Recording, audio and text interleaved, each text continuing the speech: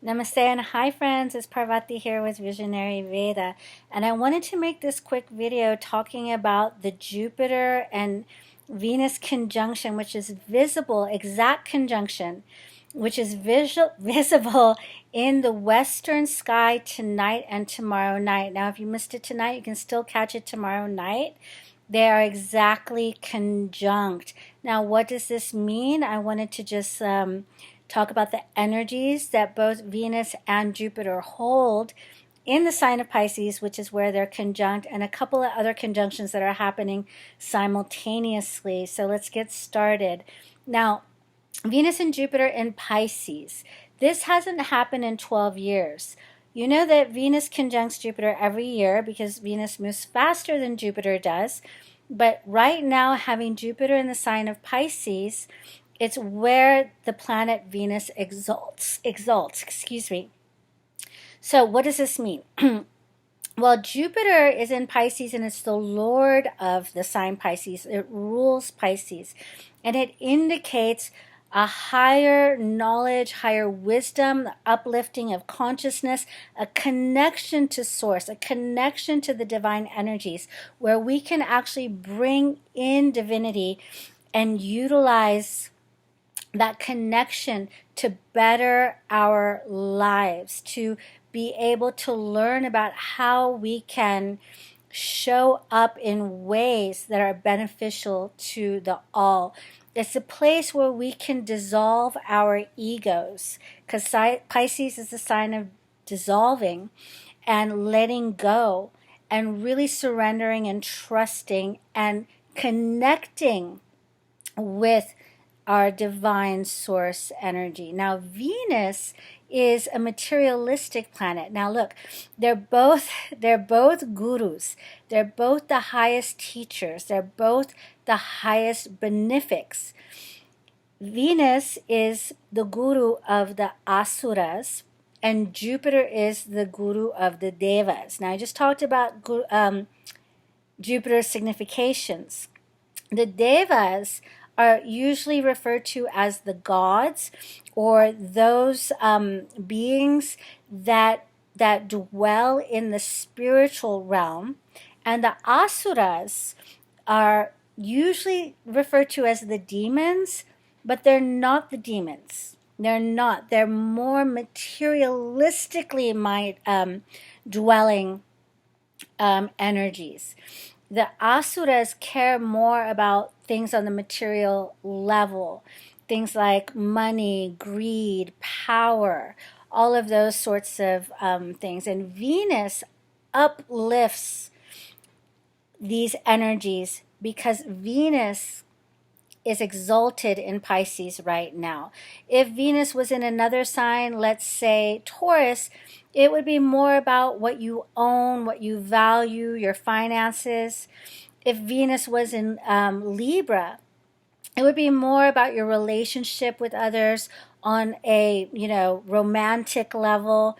But when Venus is in Pisces, it's more about your relationship and your love affair with divinity.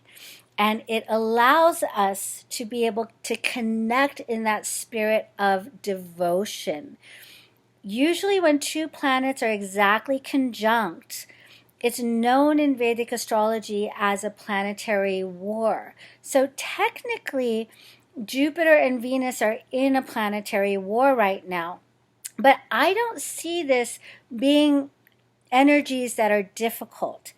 I think that together in this sign, they are going to lend themselves to be able to bring together our spiritual lives and our material lives.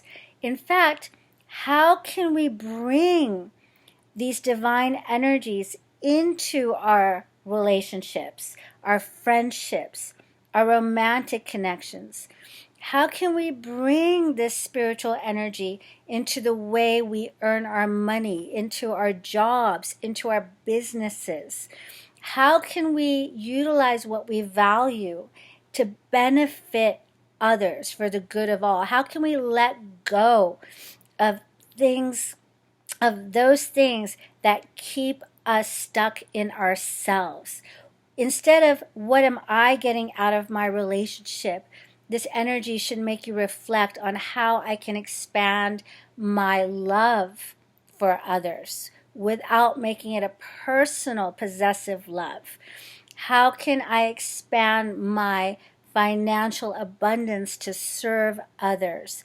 How can I bring my values into my day-to-day transactions and interactions with others so that it uplifts and helps others and just not myself? So this is a beautiful, beautiful time to bring those two aspects of our lives together, because the spiritual and the material are usually not considered to be harmonious, but at this time you can bring the two together and make it harmonious so that you are living those spiritual values that you aspire to.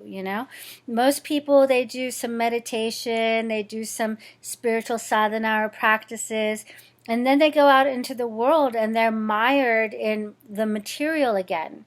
So this time allows us to bring those attributes of peacefulness, of freedom, of love, of service into our day to day. Now, alongside with this conjunction, we have another conjunction happening in the sign of Aquarius between Saturn and Mercury.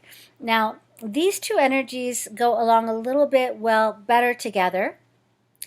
It can help you to really put a structure or a plan in place or a discipline in place to where your actions or your karmas, right? Your actions. Karma is only your actions.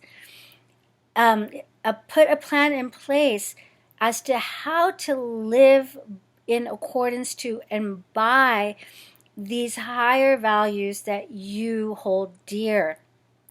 How, when you are working towards elevating your life, elevating your consciousness, like widening your awareness in this life, how can you show up to be the best version of yourself that you can be by imbuing and imbibing these spiritual values? Saturn is the day-to-day grind, the hard work. You could get a plan in place for self-improvement, a plan in place for relationship improvement, a plan in place for financial improvement, which incorporates all of the higher energies, the higher values that you hold dear. So it's a beautiful time.